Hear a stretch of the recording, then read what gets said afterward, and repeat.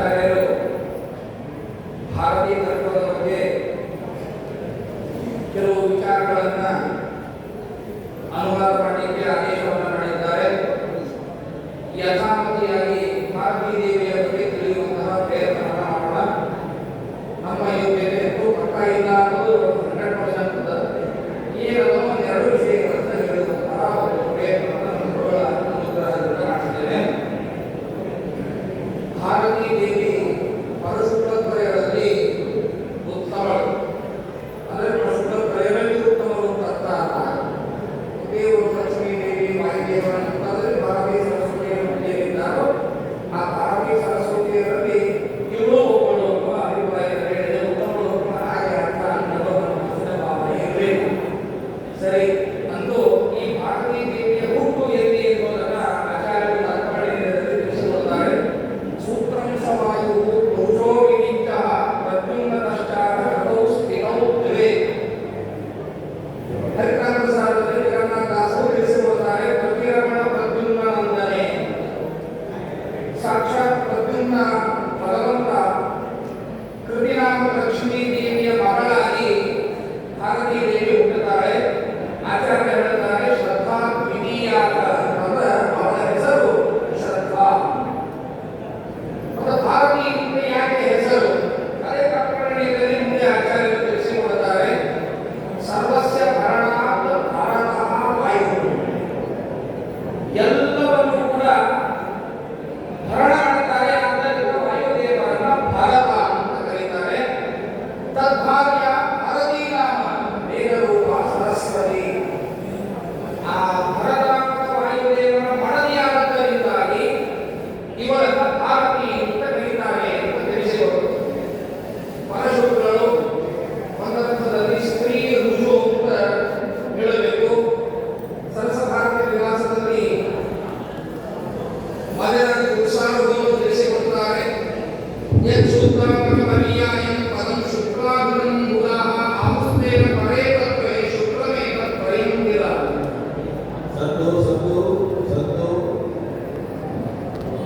ಈ ಮೂರು ಜನರು ಕೂಡ ಪರಮಾತ್ಮ ವಿಷಯದಲ್ಲಿ ಶುಕ್ಲರು.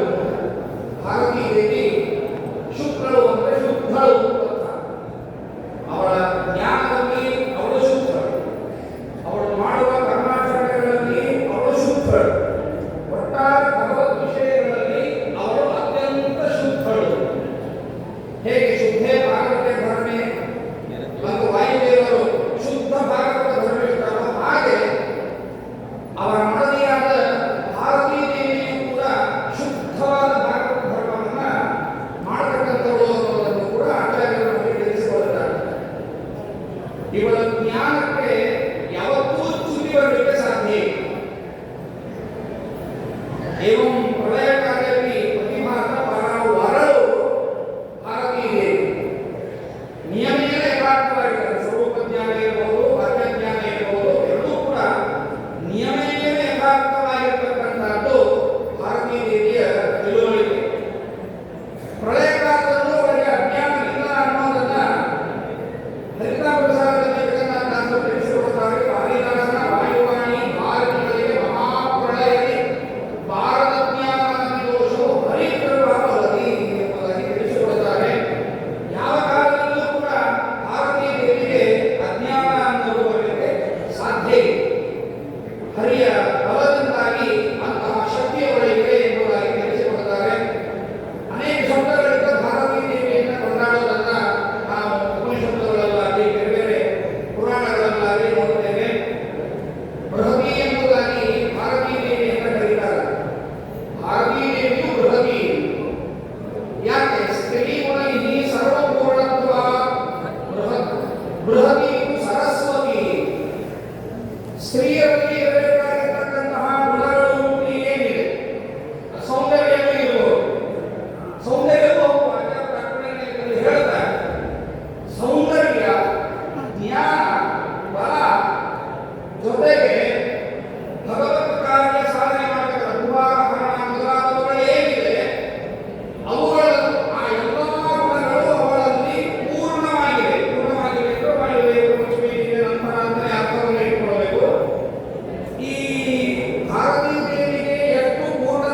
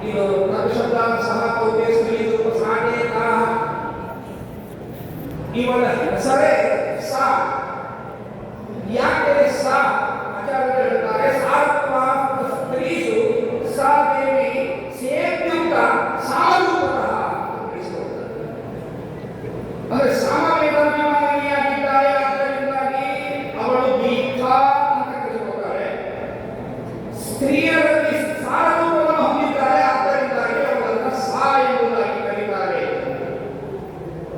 ಶ್ರೀ ಎಂಬುದನ್ನು ಲಕ್ಷ್ಮೀ ದೇವಿಯಿಂದ ಕರೀತಾರೆ. ಹೇಗೋ ಹಂಗ ಭಾರತೀ ದೇವಿಯನ್ನು ಶ್ರೀ ಅಂತ ಕರೀತಾರೆ. ಆಚಾರ್ಯರು ಹೇಳ್ತಾರೆ ಯಾಕೆ ಶ್ರೀ ಅಂತ ಕರೀತಾರೆ ಅಂದ್ರೆ ಶಂಭ ಸುಪ್ರಭುವರಾಗಿರ್ತಕ್ಕಂತಹ ವಾಯುದೇವರನ್ನು ಇವರು ಆಶ್ರಯಿಸಿದ್ದಾರೆ, ಆದ್ದರಿಂದಾಗಿ ಭಾರತೀ ದೇವಿಯನ್ನ ಶ್ರೀ ಎಂಬುದಾಗಿ ಕರೀತಾರೆ. ಶಂಭುವ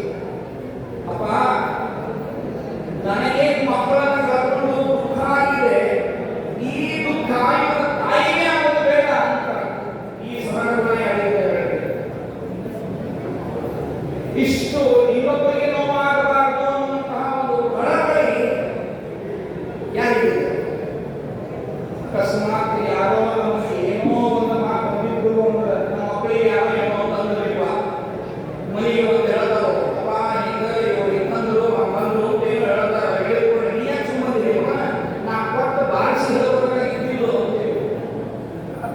ಆದರೆ ದ್ರೌಪದಿ ದೇವಿ ಅಂತಾಳೆ ಬೇಡ ನನಗಾದನು ಭಗವದ್ ಭಕ್ತಳಾದ ಬಳಿಗೆ ಆಗುವುದು ಬೇಡ. ಅದೇ ದ್ರೌಪದಿ ದೇವಿ ವಿಚಾರಗಳನ್ನು ಏಮ ದ್ರೌಪದಿ ನಿನ್ನ ಸಂದೇಶ ಏನು ಅಂತ ಭೀಮಸೇನ ದೇವರಿಗೆ ಕೇಳಿದಾಗ ಕಂಠಮಂದ್ರೆ ಅಂತ ಹಾಗೆ ಹೋಗುವ ಕಾರಣದಾಗ ಹೀಗೆಲ್ಲ ಕೇಳಬೇಕಾಗ ದ್ರೌಪದಿ ದೇವಿಗೆ ಕೇಳುವಾಗ ದ್ರೌಪದಿ ದೇವಿ ನಿನ್ನ ಅಭಿಪ್ರಾಯ ಸಂಧಾನ ಕೊಂಡೀನಿ ಹೋರಾಟ ಆಗೋಹ ಮಾತಾಡಿರೋ ಆಗಲಾದ ಮಾತಾಡಿರೋ ಎಲ್ಲ ಹೆಂಗಸರ್ತದೆ ಹೆಂಗೆ ಮಾತಾಡ್ತಾ ಹೇಳಿದ್ರು ಯಾವ ರೀತಿ ಮಾತಾಡಬೇಕು ಅಂತ ಕೇಳಿದಾಗ ದ್ರೌಪದಿ ತನ್ನ ಜಡೆ ತೋರಿಸಿದ್ದಕ್ಕೆ ಯಾಕೆ ದುಶ್ಯಾಸನ ರಕ್ತವನ್ನು ಹಚ್ಚಬೇಕು ಅಂತ ಅನ್ನೋ ಮೇಲೆ ಅಂದ್ರೆ ಅವನಿಗೆ ಹಿಂಸೆ ಆಗಬೇಕು. ನೋಡಿ ವಿಚಾರ ಏನಂದ್ರೆ ಇದು ಬಹಳ ಸೂಕ್ಷ್ಮ ವಿಷಯ. ದುಶ್ಯಾಸನ ಎದೆ ಸೀಳುವುದರಲ್ಲಿ ಅವರಿಗೆ ಆಸಕ್ತಿ ಇದೆ. ಆದರೆ ಅಶ್ವತ್ಥಾಮಾಚಾರ್ಯರ ತಾಯಿಗೆ ಎಷ್ಟು ನೋವಾಗಬಾರದು ಅನ್ನುವಂತಹ ಕಳಕಳಿ ಇದೆ. ಇದೇ ಶುದ್ಧ ಭಾಗವತ. ನಾವೇನು ಅನ್ಕೋಬೇಕಿದ್ರೆ ಕಲಿತಾರ ಅಂದ್ರೆ ಎಲ್ಲರೂ ಕಲಿತಾರ, ದೇಶದ್ರೋಹಿಗಳಿಗೂ ಕಲಿತಾರ. ಅಯ್ಯೋ ಪಾಪ ಸೈಕಾಲಜಿಕಲಿ ಅವ್ರು ಏನಾಗಿತ್ತೋ ಅವ್ರು ಯಾಕೆ ಹಂಗೆ ಮಾಡಿದ್ರು ಅನ್ನೋದನ್ನು ವಿಚಾರ ಮಾಡಬೇಕು ಅನ್ನೋ ಯೋಚನೆ ಒಳಗೆ ಹೋಗ್ತೀವಿ. ಇವತ್ತು ಉಗ್ರಗಾಮಿಗಳಿಗೆ ಪ್ರೊಟೆಕ್ಟ್ ಮಾಡಲಿಕ್ಕೆ ಅಂತ ಹೇಳಿ ಸರ್ಕಾರ ಕೋಟಿ ಕೋಟಿ ಕೋಟಿಗಟ್ಟಲೆ ಖರ್ಚು ಮಾಡೋದನ್ನು ನೋಡ್ತೀವಿ, ಎಲ್ಲ ಸೌಲಭ್ಯಗಳನ್ನು ಕೊಡೋದನ್ನು ನೋಡ್ತೀವಿ. ಇತ್ತೀಚೆಗೆ ನಾವು ದಿನಪತ್ರಿಕೆಗಳಲ್ಲಿ ನೋಡಿರ್ತೀವಿ, ಮಾಧ್ಯಮಗಳಲ್ಲಿ ನೋಡಿರ್ತೀವಿ. ಹೆಸರು ಹೇಳೋದು ಬೇಡ, ಬೇರೆಯವರಿಗೆ ಯಾವ್ಯಾವ ಫೆಸಿಲಿಟಿ ಕೊಟ್ಟಿಲ್ಲ ಅನ್ನೋ ಕಾರಣಕ್ಕಾಗಿ ಏನು ಗಲಾಟೆ ನಡೆದ ಜೈಲು ಒಳಗೆ ಅನ್ನೋದನ್ನು ಕೂಡ ನಾವು ಗಮನಿಸಿರ್ತೀವಿ. ಅಂದ್ರೆ ಉಗ್ರಗಾಮಿಗಳು ಏನಿದ್ದಾರೋ, ದೇಶದ್ರೋಹಿಗಳು ಏನಿದ್ದಾರೋ ಅವರ ಬಗ್ಗೆ ಈ ಸಾಫ್ಟ್ ಕಾರ್ನರ್ ಅನ್ನೋದು ಏನದ ಇದು ಸುತರಾಂ ಭಾರತ ಧರ್ಮದಲ್ಲಿ ಬದುಕಿಲ್ಲ. ಅದರ ಭಾರತೀಯ ತೋರಿಸಬಹುದು. ಆದರೆ ಅಶ್ವತ್ಥಾಮಾಚಾರ್ಯರ ತಾಯಿ ಅಲ್ಲ, ಪಾಪ ಶುದ್ಧಳು, ವೈಷ್ಣವಳು. ಒಬ್ಬ ವೈಷ್ಣವರಿಗೆ ತೊಂದರೆಯಾಗಬಾರದು ಅನ್ನೋದೇ ಭಾಗವತ ಧರ್ಮ ವಾಯುದೇವರ ಹಾಗೆ. ಆಚಾರ್ಯ ತಾತ್ಪರ್ಯದಲ್ಲಿ ತಿಳಿಸಿಕೊಡ್ತಾರೆ, ಭೀಮಸೇನ ದೇವರು ಯಾರಿಗೂ ಶಾಪವನ್ನು ಕೊಡಲಿಲ್ಲ. ಎಂತಹ ಪ್ರಸಂಗಗಳು ಬಂದು ಭೀಮಸೇನ ದೇವರು ಯಾರಿಗೂ ಶಾಪವನ್ನು ಕೊಡಲಿಲ್ಲ, ವೈಷ್ಣವರ ಮೇಲೆ ಏರಿಯೂ ಹೋಗಲಿಲ್ಲ. ಭಗವಂತನನ್ನು ಕೊಡಬೇಕಾಗಿದ್ದಾಗ ಪ್ರಾರ್ಥನೆ ಮಾಡಿ ನೀ ಮೈ ಮೇಲೆ ಏರಿಕೊಂಡು ಹೊಡಿತೀನಿ ಇದನ್ನು ಇಲ್ಲ ತಿಳಿಯುವ ಮಟ್ಟಿಗೆ ನೀತ ಮಹಾನುಭಾವರು ಭೀಮಸೇನ ದೇವರಿಗೆ ಹಾಕೋ ದ್ರೌಪದಿಯ ಒಂದು ಪ್ರಸಂಗವನ್ನು ಆಚಾರ್ಯ ಆ ಸಂದರ್ಭದಲ್ಲಿ ಅವತಾರ ಸಂದರ್ಭದಲ್ಲಿ ಹೇಳುವಾಗ ಹೇಳ್ತಾರೆ, ಭಾರತೀ ದೇವಿ ಅಂದ್ರೆ ದ್ರೌಪದಿ ದೇವಿ ಎಷ್ಟು ಸಹನ ತಗೊಂಡಿತ್ತು ಅಂದ್ರೆ ತುಂಬಿದ ಸಭೆಯಲ್ಲಿ ಅವಳ ಸೀಮೆಯಿಂದ ಸೆಳೆಯುವಾಗಲೂ ಶಾಪ ಕೊಡಲಿಲ್ಲ ತಾಯಿ. ಸಹನದಿಂದ ಇದ್ದು ದ್ರೌಪದಿ ದೇವಿ ಉಪ ಮಾಡಲಿಕ್ಕೂ ಸಾಧ್ಯ ಇಲ್ಲ, ಹೋಗಬೇಡಿ ಉಪ ಮಾಡಲಿಕ್ಕೂ ಸಾಧ್ಯ ಇಲ್ಲ. ಶರತ್ ಪ್ರಾಣಿ ಕರ್ಕೊಂಡು ಹೋಗಿರ್ತಾರೆ. ಹೀಗೆ ನಾವು ತಮಾಷೆ ನೋಡೋದು ಬೇಡ. ಆ ಕಾಲದಲ್ಲಿ ಮುಟ್ಟಲಾರದ ಸ್ಥಿತಿಯಲ್ಲಿ ಆ ದ್ರೌಪದಿಯ ಸ್ಥಿತಿ ಹೇಗಿತ್ತು ಅಂದರೆ ಮುಟ್ಟಲಾರದ ಸ್ಥಿತಿಯಲ್ಲಿ ಇತ್ತು, ತುಂಬಿದ ಸಭೆ. ಆ ಸೆಳೆಯುವಾಗ ಕೇವಲ ಭಗವಂತನನ್ನು ಮಾತ್ರ ಅನನ್ಯವಾಗಿ ನಂಬಿರತಕ್ಕಂತಹ ಮಹಾತಾಯಿ ಅದು ಶಾಪ ಕೊಡುವುದಿತ್ತು. ಶಾಪ ಕೊಡಲಿಲ್ಲ, ಬರೇ ಮನಸ್ಸನ್ನು ನೊಂದುಕೊಂಡಿದ್ದು ಸಾಕಾಗಿತ್ತು, ಹಾಳಾಗೋದು ಅನ್ಕೊಂಡಿದ್ದು ಸಾಕಾಗಿತ್ತು, ಅದನ್ನು ಅನ್ಕೊಂಡಿದ್ದ ಮಹಾತಾಯಿ. ಇದು ಅವರಲ್ಲಿ ಇರತಕ್ಕಂತಹ ಒಂದು ಸಹನದ ಶ್ರೇಷ್ಠತೆ ತೋರಿಸುತ್ತದೆ. ಪ್ರಾಯಶಃ ಹೆಣ್ಣು ಮಕ್ಕಳಲ್ಲಿ ಇದು ಇರಬೇಕಾಗಿರತಕ್ಕಂತಹ ಗುಣ. ಹೆಣ್ಣು ಮಕ್ಕಳಲ್ಲಿ ಸಹನತೆ ಇದ್ದರೆ ಕುಟುಂಬ ಸರಿ ಇರ್ತದೆ. ಅದೇ ಹೆಣ್ಣು ಮಕ್ಕಳು ಸಹನವನ್ನು ಕಳೆದುಕೊಂಡ್ರೆ ಆ ಕುಟುಂಬ ವಿಚಿತ್ರವಾಗಿ ಹೋಗ್ತದೆ. ದ್ರೌಪದಿ ದೇವಿ ಅವರಿಗೆ ಅಂತಹ ಒಂದು ದೊಡ್ಡದಾದ ಸಂದೇಶವನ್ನು ಕೊಡ್ತಾರೆ. ಇನ್ನೂ ಅನೇಕ ವಿಚಾರಗಳು ದ್ರೌಪದಿ ದೇವಿಯಲ್ಲಿ ನಾವು ಕಾಣುವಾಗ ನೋಡುತ್ತೇವೆ. ಇನ್ನೊಬ್ಬಳು ಶಿವಕನ್ಯಾ ಕೂಡ ಮೊದಲಿಗೆ ಶಿವಕನ್ಯಾ ಅಂತ ಹೇಳಿ ಅಂದರೆ ಬ್ರಾಹ್ಮಣ ಕನ್ಯಾ ತ್ರೇತಾಯುಗದಲ್ಲಿ ಇವಳ ಅವತಾರ ಆಗಿತ್ತು. ಆಶ್ಚರ್ಯಗಳು ಹೆಂಗಲ್ಲ ಅಂದರೆ ತ್ರೇತಾಯುಗದಲ್ಲೇ ಹನುಮಾವತಾರ ಆಗಿತ್ತು, ತ್ರೇತಾಯುಗದಲ್ಲೇ ಈ ಬ್ರಾಹ್ಮಣ ಕನ್ಯಾ ಶಿವಕನ್ಯಾನು ಅವತಾರ ಮಾಡಿತ್ತು. ಈ ಶಿವಕನ್ಯಾನು ವಿವಾಹ ಆಗಲಿಲ್ಲ, ಅಲ್ಲಿ ಹನುಮಂತ ದೇವರು ವಿವಾಹ ಆಗಲಿಲ್ಲ. ಅವರಿಗೆ ಶುದ್ಧವಾದ ದಾಂಪತ್ಯ ಆಗುವುದು ಅನ್ನೋದನ್ನು ನಾವು ಈ ಸಂದರ್ಭದಲ್ಲಿ ಸುಮ್ಮನೆ ಗಮನಿಸೋಣ. ಇಂದ್ರಸೇನ ಅಂತ ಮಹಾಭಾರತದಲ್ಲಿ ಮತ್ತೊಂದು ರೂಪ ಅವಳು ಇಂದ್ರಸೇನ. ಇಂದ್ರಸೇನ ಅಂತ ನಳಮಹಾರಾಜನ ಮಗಳು. ವ್ಯಾಖ್ಯಾನಕಾರರಲ್ಲಿ ಭಿನ್ನಾಭಿಪ್ರಾಯ ಇದೆ, ಇದು ವಿಷಯ ಇಲ್ಲ. ಅಂತೂ ನಳಮಹಾರಾಜ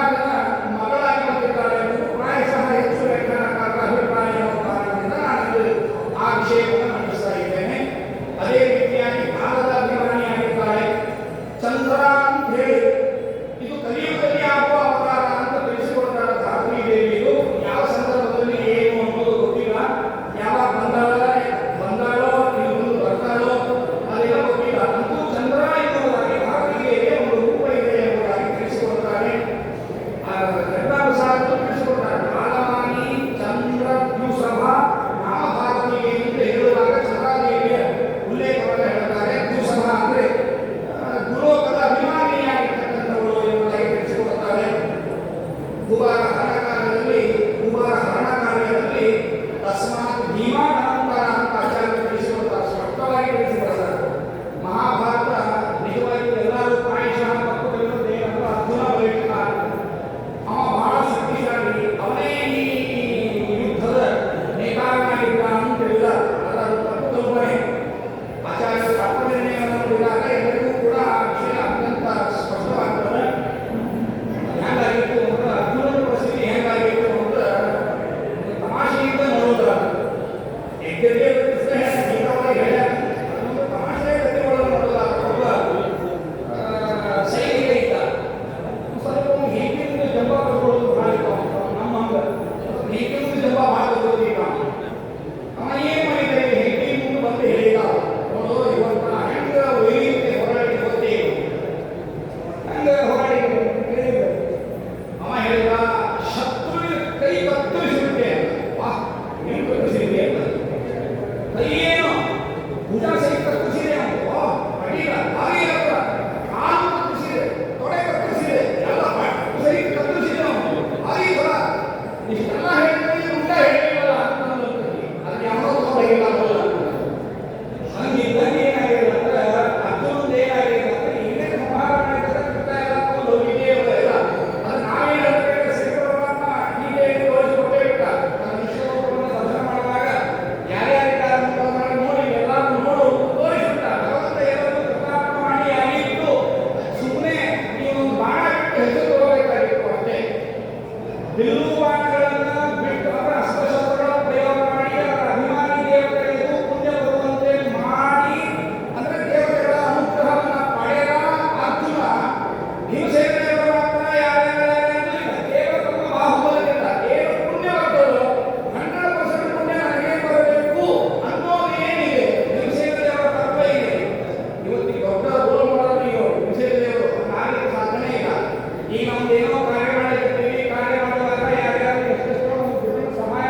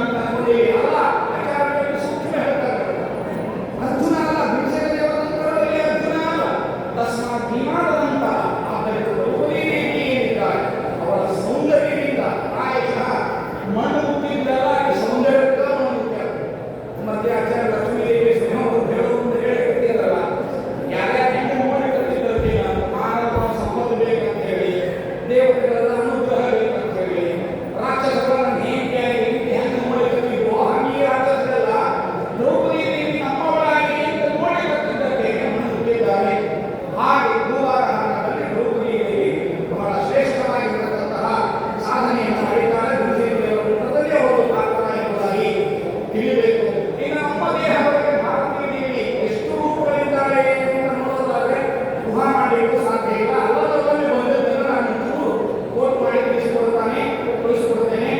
ಕಂಠ ಏನಿದೆ, ಕಂಠದೊಳಗೆ ದ್ವಿದಳ ಪದ್ಮ ಇದೆ. ಆ ದ್ವಿದಳ ಪದ್ಮದಲ್ಲಿ ವಾಯುದೇವರು ಭಾರತೀ ದೇವಿಯ ಜೊತೆಗೆ ಕುಳಿತುಕೊಂಡು ಹಂಸವಂತ ಜಪವನ್ನು ಮಾಡ್ತಾ ಇರ್ತಾರೆ ಎನ್ನುವಂತಹ ವಿಚಾರವನ್ನು ತಿಳಿಸಿಕೊಡುತ್ತಾರೆ. ಅದೇ ರೀತಿಯಾಗಿ ನಮ್ಮ ಕಣ್ಣಿನ ಮೇಲಿನ ರಟ್ಟೆಯಲ್ಲಿ ಭಾರತೀ ದೇವಿ ಇದ್ದಾರೆ ಎಂಬುದಾಗಿ ತಿಳಿಸಿಕೊಡುತ್ತಾರೆ. ಉತ್ತರಾಯಣ ಗುಣಾಂಗಿ ಯಾ ಭಾರತಿ ರಾತ್ರಿನಾಮಿಕಾ ಎಂಬುದಾಗಿ ಮಹಾಸಂಸ್ಕೃತಿಯಲ್ಲಿ ವ್ಯಾಸಪುತ್ರರು ಹೇಳಿರತಕ್ಕಂತಹ ಶ್ಲೋಕವನ್ನೇ ಇಲ್ಲಿ ಉಲ್ಲೇಖ ಮಾಡ್ತಾ ಇದ್ದೇನೆ. ಹರಿಕಾಂಬ ಸಂಧಿಯಲ್ಲಿಯೂ ಕೂಡ ಜಗನ್ನಾಥದಾಸರು ಈ ವಿಷಯವನ್ನು ತಿಳಿಸಿಕೊಟ್ಟಿದ್ದಾರೆ. ಕಣ್ಣಿನ ಮೇಲಿನ ರಟ್ಟೆ ಸಾಕ್ಷಾತ್ ಭಾರತೀ ದೇವಿ ಇದ್ದಾರೆ ಎಂದರು.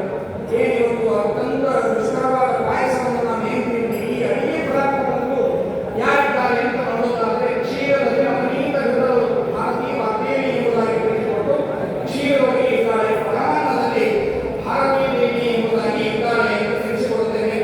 ಇಂತಹ ಶುದ್ಧ ಭಾಗವತ ಕರ್ಮಗಳಾದ ಭಾರತೀ ದೇವಿಯ ಬಗ್ಗೆ ನಾವು ತಿಳಿಯುವ ಯೋಗ್ಯತೆ ನಮಗಿಲ್ಲದಿದ್ದರೂ ಕೂಡ ಈ ನಿಟ್ಟಿನೊಳಗೆ ಪ್ರಯತ್ನ ಮಾಡಿ ಕಿಂಚಿತ್ತಾದರೂ ತಿಳ್ಕೊಳ್ಳುವ ಕಾರಣದಿಂದ ನಮಗೆ ಆಲಯವನ್ನು ಕೊಟ್ಟಿದ್ದಾರೆ ಎಂದು ಭಾವಿಸಿ ಪೂಜ್ಯ ಕಟಿಯಾಚಾರ್ಯರಿಗೆ ಭಕ್ತಿಪೂರ್ವಕ ನಮಸ್ಕಾರಗಳನ್ನು ಜೊತೆಗೆ ಏನೇನು ಆಯೋಜನೆ ಯಾರ್ಯಾರಿದ್ದಾರೋ ಪೂಜ್ಯ ವಿದ್ಯಾಧೀಶಾಚಾರ್ಯರು ಫೋನ್ ಮಾಡಿ ವಿಷಯವನ್ನು ಕೊಟ್ಟರು. ಅವರು ಇವರೆಲ್ಲ ಯಾರ್ಯಾರು ಪದಾಧಿಕಾರಿಗಳಿದ್ದಾರೋ ಎಲ್ಲರಿಗೂ ಕೂಡ ನಾವು ತಮಗೆ ವಂದನೆಗಳನ್ನು ಸಲ್ಲಿಸಿ ಎಲ್ಲ ಬ್ರಾಹ್ಮಣರಿಗೆ ಬ್ರಾಹ್ಮಣ ಯಾರು ಸಾಮಾನ್ಯರಲ್ಲ, ಒಬ್ಬೊಬ್ಬರ ಶ್ರೇಷ್ಠ ವಿದ್ವಾಂಸರು.